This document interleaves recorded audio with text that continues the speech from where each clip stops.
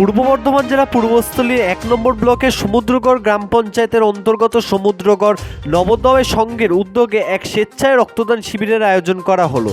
রক্তদান শিবিরটি সকাল 11:30 থেকে শুরু হয়। এই রক্তদান শিবির কাটোয়া ব্লাড ব্যাংকের সহযোগিতায় হয়।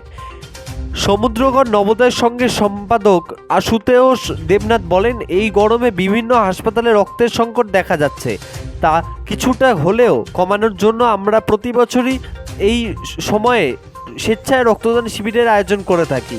সেই মতন এই বছরও আমরা রক্তদান শিবিরের আয়োজন করেছি। উক্ত রক্তদান শিবিরে উপস্থিত ছিলেন আনুমানিক প্রায় 115 বার রক্তদাতা সুধীর সাহা, প্রায় 82 বার রক্তদাতা জয়দেব দত্ত সহ বিশিষ্ট জনেরা।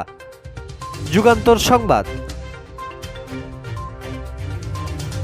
আমাদের মাধ্যমে কিছুটা প্রতিরোধ হয়, এই জন্য আমরা রক্তদান শিবিরের আয়োজন করি। এই তীব্র গরম উপেক্ষা করেও আমাদের অন্য বছর 50-51 হয়েছে, আমাদের 51-50 থাকতো। এবছর আমরা একটু কম 40 টার্গেট রেখেছি আমরা।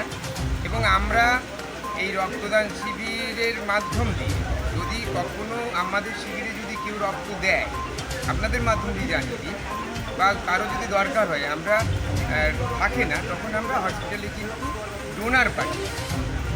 কার্ড যেমন দিই এমনি আবার যদি কখনো সংকট হয় আমরা কিন্তু ডোনার পাই।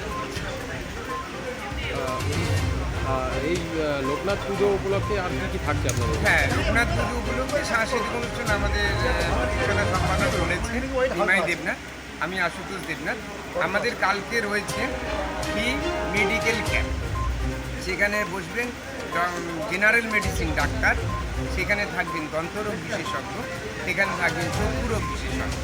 এছাড়া আমাদের ফ্রি রক্ত পরীক্ষা শিবির রয়েছে, সেখানে হবে ব্লাড সুগার, ব্লাড গ্রুপ নির্ণয়, ইউরিক অ্যাসিড, হ্যাঁ, এবং আরও কিছু পরীক্ষার মাধ্যমে আমরা কালকে শিবিরের আয়োজন করি।